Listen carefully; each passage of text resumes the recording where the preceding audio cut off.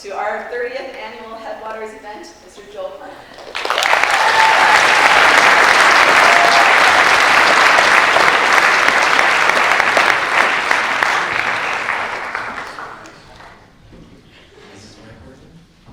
Guys, how am I supposed to be a serious, dour whistleblower type when I'm having so much fun? This is great. You're gonna need to get those signs up again because we're taking a selfie together. That's all right.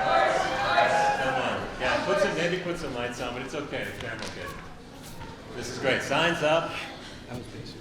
Oh, that's good. That's great. And there's an artist. I'll try and get this right. This is amazing.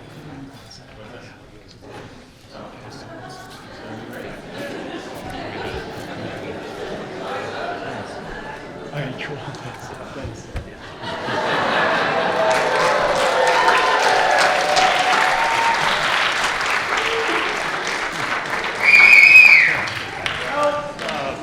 I like it with the lights up, if that's okay. That's nice. Holy cow, how am I supposed to do this with this big smile?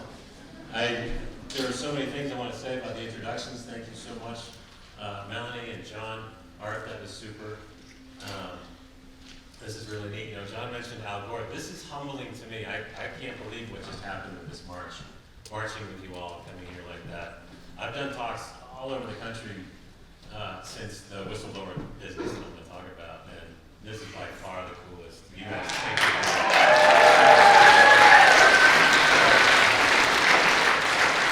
I'm blown away. I had this whole bland intro I was going to do, talk about, and John reminded me that I met Al Gore once, speaking of being humbled, and I was at the climate talks in Bonn, Germany, the UN climate talks. For some reason, the U.S. didn't want me on their delegation. This was after my whistleblower thing. So I was on the Swedish delegation, and I heard Al Gore was there. So I was just sneaking around. I knew what meeting room he was in. I knew he'd be coming around. Unfortunately, everybody at the climate talks also knew. So they all were crowded around the door. Everybody wanted to get a picture of a selfie with Al Gore, and I was trying to do the same, but I was just getting shoved away. So finally, as he came out, I did one of those, like I did with you guys. I got me in the foreground. He's about 50 feet beyond me, and that's my selfie with Al Gore. And I started to walk away, and this young guy comes up, and he just leaned in. He said, "Are you Joel Clement?" I said, "Yeah." He said, "The vice president would like to speak." It blew me away. The reason I bring that up is because there are a lot of heroes that have come along the way, and my little voice might have added, but we've had some amazing people speaking to climate action and the importance of doing that. All of you today are doing that, did that. But Al Gore, of course, was one of the early ones, and he's a real hero for that. I know people have different feelings about, he was our president, technically. I think someone cheated, but imagine. But there are a lot of shoulders that I stand on, a lot of shoulders that you stand on, but man, the youth right now are bringing it. And it's so necessary. It's been so exhausting being an advocate for climate action all this 20 years or so. And these reinforcements are amazing. These powerful, indignant voices coming out. Greta and the movement out of Europe, but also today. Millions, how many millions of people today were in the streets? Over 4 million on 7 continents. That's mind-blowing. And that's just because the kids have had it up to here. And I couldn't agree more, and it's thrilling. I'm absolutely thankful for having that happen. And I'm going to skim through the whole beginning of my talk because it was way less interesting than what you guys have inspired in me today. One thing I will say about public lands, though, one of the things that those voices are doing is reminding people of the role of public lands in climate change. It's another thing that's really encouraging right now as we're hearing mainstream politicians, presidential candidates, talking about the importance of keeping the fossil fuels in the ground on public lands and the importance of managing public lands with the interest of adaptation and climate mitigation. That was not happening. When I was in the Obama administration, I'd raise my hand and say, shouldn't we just stop leasing coal at this point? That's a no-brainer. And I was the naive green guy, even during the Obama administration. Now, that's clearly on the agenda, right? And that's fantastic. And it has a lot to do with the voices that you guys have joined in chorus today. So I really want to thank you all for what you've done. So today I'm going to, and again, so after all the joy and the excitement of this, it's really hard to talk about this dour, sort of serious stuff. So I'm going to try and keep it light, but I get a little angry from time to time. So I'll see if I can do better. But I'm going to talk about how not to do science and policy on public lands. We're getting a master class in that from the Trump administration.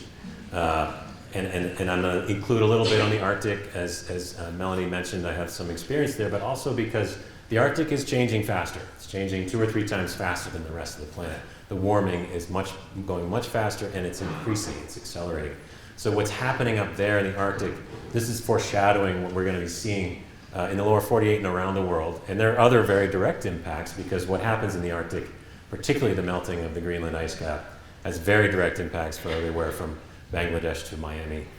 So there's a lot of relevance to the Arctic right now, so I hope you'll consider looking into the Arctic some more. Now, I want to start first by talking a little bit about public service more generally, in particular federal scientists, and what we need to do to protect them, because by the end of this talk, I kind of want you to be considering a career in federal service. Now, this may seem counterintuitive based on my experience and where I'm coming from, but let's give it a shot. The other alternative is you may feel like going into a closet to cry. We'll see one or the other, but let's get some outcomes here. It's about outcomes. So let's get started. I was the director of the Interior Department's Office of Policy Analysis. It was my job to understand the latest science and analytical information and communicate that to our leaders at Interior. I didn't assume that agency leadership would make their decisions based on this science and information, but I knew that they would take it into consideration. And for 6 years, my first 6 years there, that was certainly the case. It was an exciting time. Then, of course, came the Trump administration, and that all came to an end. And I'll describe how they sidelined the scientists and experts. They flattened the morale of the place, and by all accounts, they've been hollowing out the agency ever since. And there are reasons for that I'll describe. Now, the career staff in Interior, they knew there's a Republican administration coming, and they know it wouldn't be all about conservation. Some of them liked that, but when we all took our jobs in the federal service, and Melanie knows this, there's an oath that you speak to upholding the Constitution, serving the American people and the mission of the agency. There's nothing political in that, and that's something that's very important, this neutral competency of public servants. So we may not all agree with how they exercise their jobs, but the idea is that it's not political. But the question is, what if their leaders are trying to break down the agency intentionally? What if the directives they're receiving run counter to the mission of the agency, right? What if the political appointees are suppressing science that's saying they're doing more harm than good to the American people, to your health and safety, to public lands? What do you do? Where is your line, right? I think these days career staff have to ask themselves that almost daily. Where is your line? Or at least know where it is, so that when the time comes, you put your hand up. For me, it came when the Trump administration crossed it by putting American health and safety at risk and by wasting taxpayer dollars. So I'm going to tell my story very briefly, because there's a lot of other interesting stuff to talk about here in this particular audience. So rapid climate change, of course, is impacting every single aspect of the agency mission at Interior. You've got the Park Service, Fish and Wildlife Service, U.S. Geological Survey, Bureau of Indian Affairs, I always forget a couple, Bureau of Land Management, the offshore leasing agencies, the Office of Surface Mining, Bureau of Reclamation. All of these bureaus have very different missions, but the thing that they have in common is that climate change is affecting all of those missions. In particular, for example, the Interior is the federal trustee for American Indians and Alaska Natives, as such, partially responsible for their well-being. So with over 30 Alaska Native villages acutely threatened by the impacts of climate change, I felt very strongly that it was a responsibility for Interior to help to get these people out of harm's way as soon as possible. And by acutely threatened, by the way, I mean, this is a 1-2 punch, right? The permafrost thaw is eroding the land beneath their feet. These are narrow barrier islands, spits of land that used to be locked in place, frozen in place, no longer the case, and protected by a curtain of sea ice, which is no longer setting up in the fall and early winter. We don't have sea ice off the Beaufort and Chukchi Seas now until well into the winter. So they're vulnerable to these big storms coming in. These waves chew away meters of land at a time. They're losing it very quickly. So they're in danger of being wiped right off the map with the next big storm in the Arctic. So that's what I mean by acutely threatened. Villages on rivers, it's the same thing. The permafrost thaw and flooding means they're losing houses annually.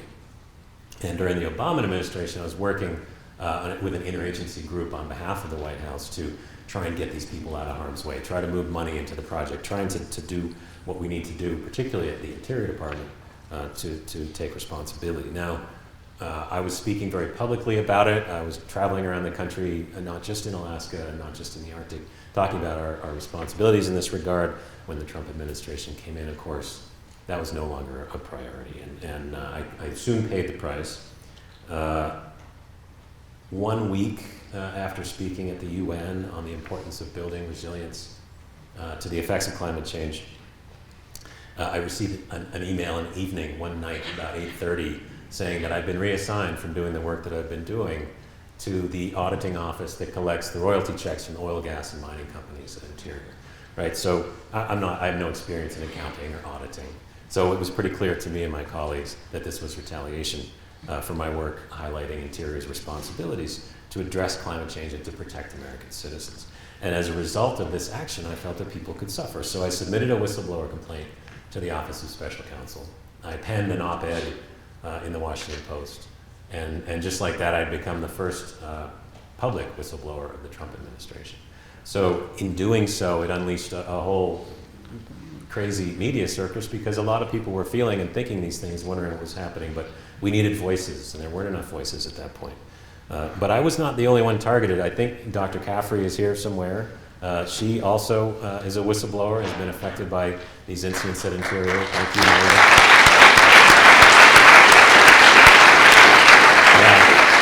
Thank you so much for doing that. Even that night that I got that email, I wasn't the only one targeted. There were dozens of senior executives that received that email.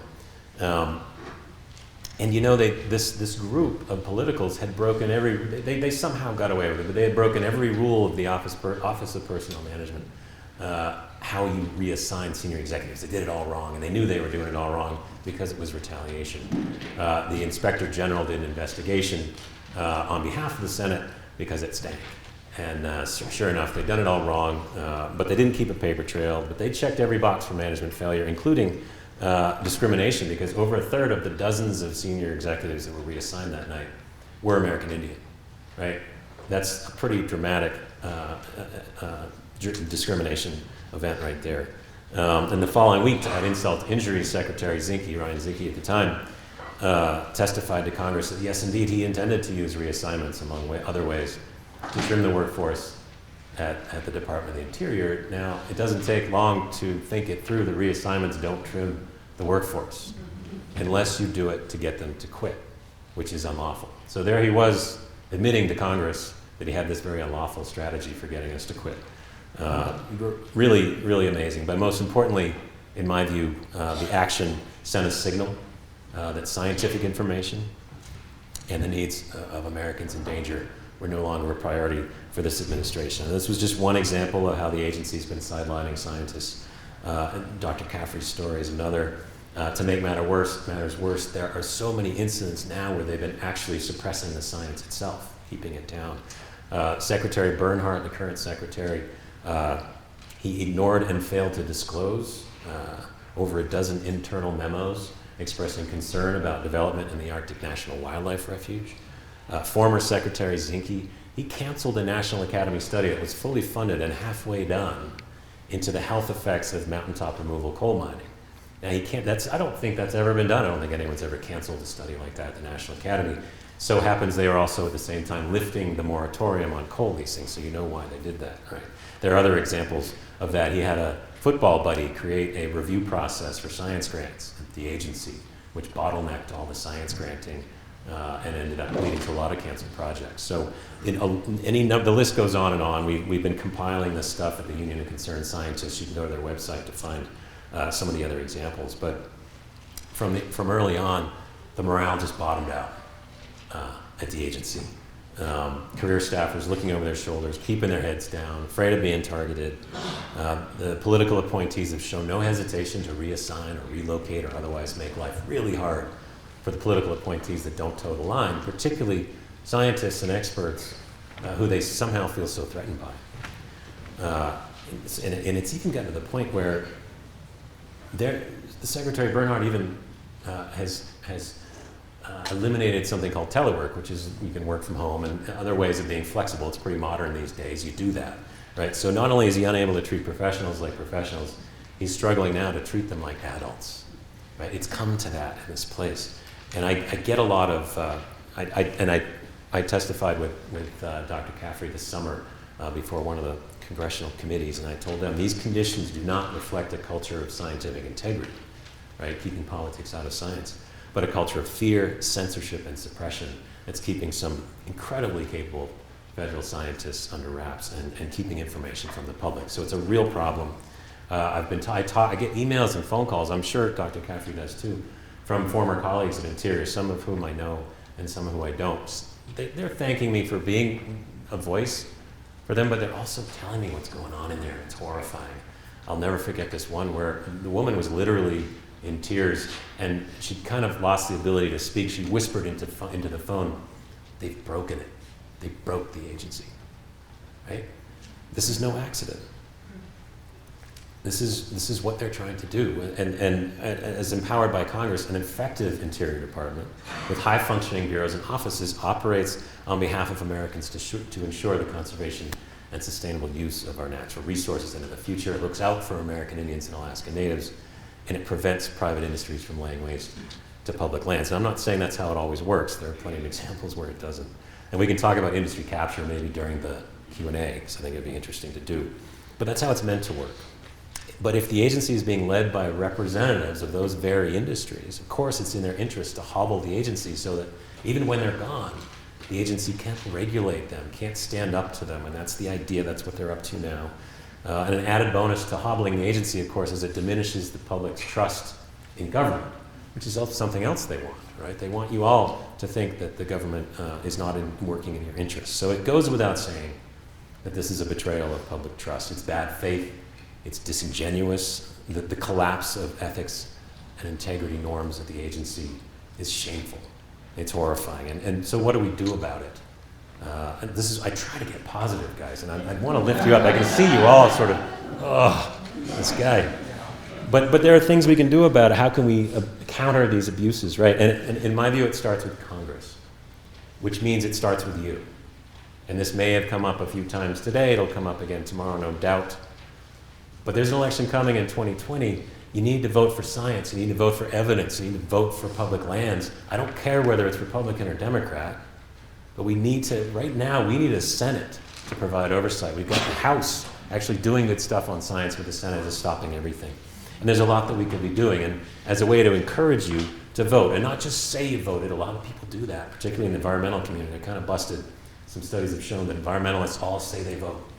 But they look at the voting records and they find out it's not true. So don't be one of them. Do the voting. Because there's a lot we can do. And I testified on 2 separate occasions this summer to congressional committees, and they asked these questions. Okay, but let's say we get the opportunity. What do you think we should do? And there are lots of things. I gave them 4 quick ones. For starters, strengthen and pass the Scientific Integrity Act, right? This is a way to keep politics out of science, to diminish the harassment of scientists. This is something that could happen almost in a bipartisan Congress, but certainly with a little more horsepower, that could happen very, very quickly. Right now, there are scientific integrity policies at every agency because the Obama administration required it. But in the face of hostile leadership at the agency, they do 0 good. Neither Dr. Caffrey nor I even considered looking to the scientific integrity policy for recourse. That's not where you go for that sort of thing right now.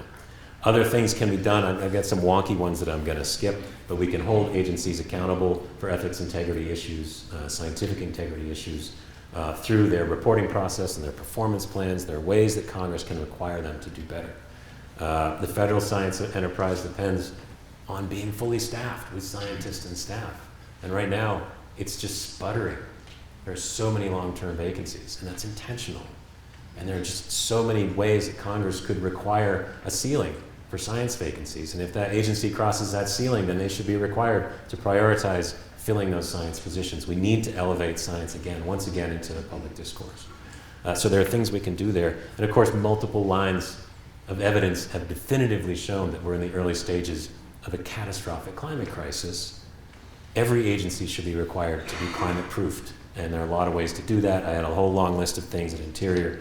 But because I've gone off the rails so much with the intro, I don't know how much time I have. So I'm going to try and cut it down a little bit because I don't want to miss the Q&A. It's your night, Joel. Hey, you guys, all right. But I do want some good Q&A, so make sure that that happens. You can give me the hook if need be. But there are a lot of things you can do at Interior. Reinstating the climate policy. You can repurpose the leasing staff away from fossil fuel leasing. We don't need to do that anymore on public lands. 25% of United States CO2 emissions are coming off public lands. That's a USGS study. That's coming out of a government agency, DOI. So we know that that's happening. We can start shutting that down. We can sunset those leases and not do any more leasing. There's a whole list of things that we can do. But that's just for starters. We need the Senate to snap out of this Trump-induced torpor. We need a different majority leader, probably from the other party, if we're going to get anywhere. And so that's up to you. And you guys can do that. There are other things you can do as well, particularly the academics here. Partner with federal scientists. I know there are some hurdles to making that work with federal agencies, but if the arrangement is done right, that can help inoculate the study from being shut down if a federal agency doesn't like it. So you can partner with them. It also gives those federal scientists a little bit of visibility. It gets them back into the field because they're connecting with academia as well. They can't be just kept under wraps at the agency. So there are things that you can do there that are also very important, particularly in the academic community. So I'm going to get back to the Arctic for a moment, partly because I can't resist spouting off about the most recent insult to public service and public lands. Some of you may have heard of this. And again, I'll preface this with I'm neither a Republican or a Democrat. All right, this is not partisan. This shouldn't be. There's nothing about this that should be partisan. So in case it seems like I'm spouting off about Republicans, well, I am, but it's not because this is a partisan thing. So who here has been to Alaska? Oh, wow. Okay, a lot of you. All right, Colorado. Who here has heard of the Arctic National Wildlife Refuge? Holy, all right, this is great. All right, here's a harder question. Climate change is caused primarily by burning what? Fossil fuels, yes. What does the Trump administration want to extract from the Arctic National Wildlife Refuge? Fossil fuels. How is this possible, right? It makes no sense. But after decades of trying, the Republican-controlled Congress did pass a law in 2017 as part of the tax reform law that opened up the refuge for oil and gas development. And this was a blow, not just to the environmental organizations and to the people, all of us, who care about the last best places on Earth, but also to the Gwich'in people who depend physically, economically, and spiritually on the porcupine caribou herd that calves in the coastal plain, which is exactly the area that the Republicans want to industrialize. This didn't really even excite the oil companies that much. It's expensive to work up there. Many of the big ones are pulling out anyway. But these are ideologues, and we'll get to that in a minute. So as the Trump administration has been hustling to accelerate this, they know they don't have a lot of time. Keep that in mind. They know they don't have a lot of time, right? They're wondering, okay, we got to push this through quick. We've got this problem, though. We've got all this science that says the impacts of development will be bad and it'll be huge, and the science that says oil and gas development is bad for climate change. You know, this is also destabilizing the communities and the ecosystems in the Arctic. What are we going to do about that, right? So what on earth could a climate-denying, industry-serving administration do? Let's ignore the science. Let's just go ahead and suppress it if we have to. So step one was to literally ignore those internal memos I mentioned a moment ago from the Fish and Wildlife Service scientists that were saying, hey, there's a big problem here. We don't know enough about the refuge to say it's safe to develop. In fact, we don't think it is. We need to do more studies. But so they suppressed those. So check, they're getting there. But some pesky reporters asked in a Freedom of Information Act request for internal memos about the science of the region. They'd been tipped off. And they're like, oh crap, they know about this. So let's just not release them. Okay, so check. They still kept the information away. By the way, that's illegal. Unquestionably illegal, not just unlawful, right? So they're feeling pretty good, but then the memos get leaked. So what do? They go back and they prepare the final environmental impact statement, which just came out last week. It's a step required by the National Environmental Policy Act, NEPA. You need to prepare this if you're going to have a development take place, or project. So here's how they dealt with that pesky science. I kid you not, they argued that since climate change is going to be so bad for the region already, wiping out species and destabilizing ecosystems, that sounds almost like they're acknowledging climate change, right? But you got to keep reading, right? If that's the case, then there's not much point in constraining oil and gas development off the coastal plain of the Arctic National Wildlife Refuge. It's mind-blowing, and that's the oil and gas development that's causing climate change in the first place. It's mind-blowing that this is the approach they're taking. So I want to give you some language from NEPA.gov. This explains what the law is for. NEPA is a fantastic law that's done some important things for our public lands. This is word for word from NEPA.gov. The ultimate goal of the NEPA process is to foster excellent action that protects, restores, and enhances our environment. This is achieved through the utilization of environmental assessments and environmental impact statements, which provide public officials with relevant information and allow a hard look at the potential environmental consequences of each proposed project. That's what it's for. So for them, this hard look at consequences has led them to say, okay, scientists, darn it, you're right. It's going to be super bad, and things are going to go haywire up there. We may as well go ahead and develop it just to make sure. That's basically what they're saying. In other words, they're completely dismissing federal law, let alone the courts had already told the Bureau of Land Management that they need to incorporate climate change into their assessments and determine what the effects will be on climate change and climate change impacts going forward. So that's two laws that they've ignored on the way to putting this EIS out. So some of you may recall, it wasn't too long ago the administration first rolled this strategy out. They said the same thing, that holy cow, climate change is going to be so horrible.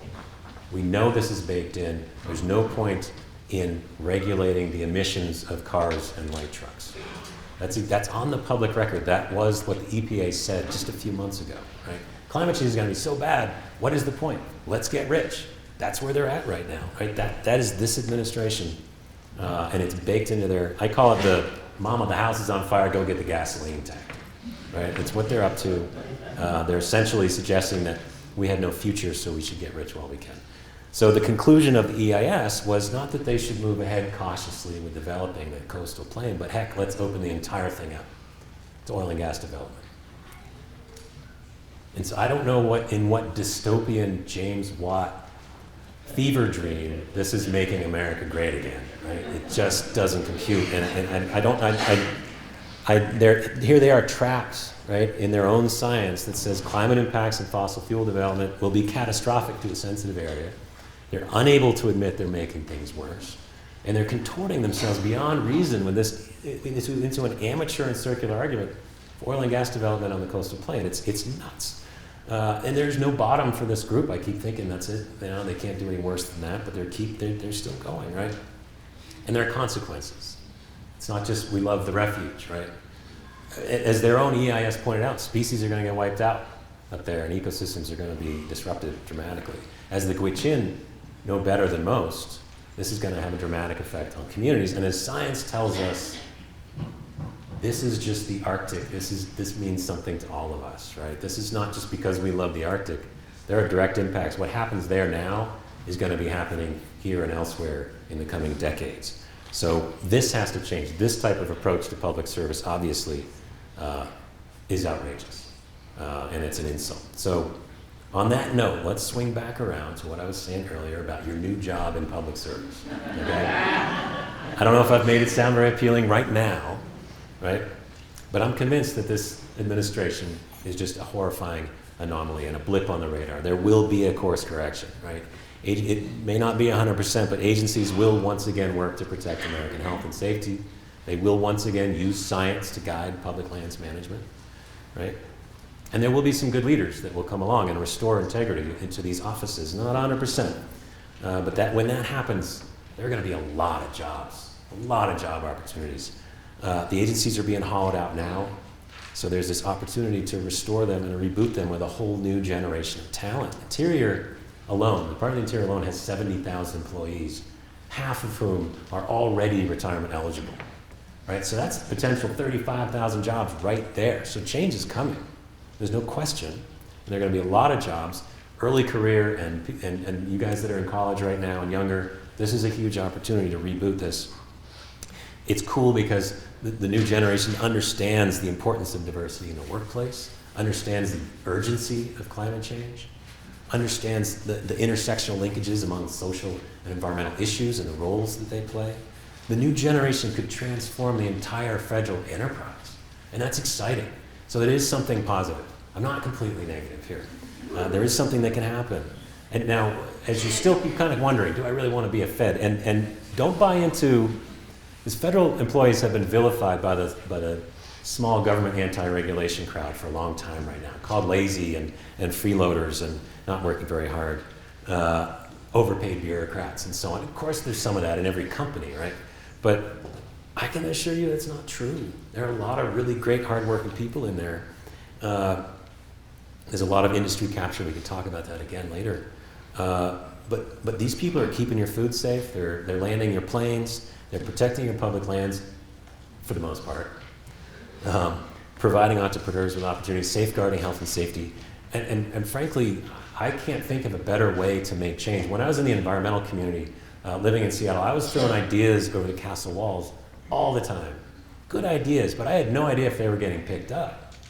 And that's what we're all doing outside of the agencies, right? We're coming up with innovation and ideas, but if you're inside those castle walls, there's nothing like that opportunity to take those ideas and put them into practice and move them into policy and management. It's exciting, it's very inspiring, it's meaningful work. So for that reason, I hope you will consider public service. I hope I've just opened that door just a little bit. There was a funny story in an article I read last week about this guy, this business owner in Longyearbyen, Svalbard in Norway, and he was being asked about climate impacts. And that's the northernmost city in the world. It's being dramatically affected. And he just shook his head and he said, climate change is like a car crash. Everybody slows down. They're rubbernecking, they're shaking their heads, and they're wondering what's going on, all the while having no idea that they've become part of this car crash, right? And that's what's been going on in America, right? And I think a lot about this because there's no getting away from the fact that we're part of the car crash now. We might as well get out and lend a hand. A lot of you are doing that now. I recommend doing it in federal service. This is something, by the way, that the Indigenous people of the North, they know inherently. And I'll tell one last story to illustrate this. I was this summer at the first Arctic Indigenous Climate Summit. There's a lot of talk of the Climate Summit in New York over the next few days, but the first Arctic Indigenous Climate Summit took place in Fort Yukon, Alaska. Has anyone been to Fort Yukon? Oh, okay, we got one or two. That's okay, cool. It's not easy to get there. It's a Gwich'in village on the banks of the Yukon. It's in what's known as the Yukon Flats part of the Alaskan interior. Gets hot in the summer. It was in the 80s when I was there. It's in the Arctic. It's pretty flat. The braided channel of the Yukon flows through the area. It's covered in boreal forests and wetlands, teeming historically with wildlife. We took a motorboat several hours. I think it took us 3 hours to go downriver to get to this town. So it's out there. And we met, the summit met in this outdoor octagon of raw logs, which you may have seen when you were there. Under bright blue skies, as hunters and chiefs, one by one, stood up to testify to the climate impacts that they were experiencing and witnessing, and the subtle but foreboding changes they saw happening across the landscape. And as an ecologist, these signals were ominous to me. But the hunters were clearly deeply concerned. And sharing this information was important. But one after the other, they all repeated the same sentiments in this very quiet, determined way. I was so impressed with this community. They said, we must stand behind one another. We must speak up. And we must stand with our elders and young people. That's how we're going to get through this. And it shook me. It gave me goosebumps.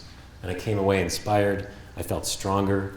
I hope we can see some of that same courage at the Climate Summit in New York in the coming days. I hope we can see it here at WCU and other universities around the West. I hope you'll all join in as we innovate and solve and win this climate change thing. And just to get back to the song earlier, that's why this is the home of the brave. So thanks for all you've done. Thanks for the march today. I'm super inspired by this. You've really lifted me. Thanks for having me talk today. I'm looking forward to some questions when we can.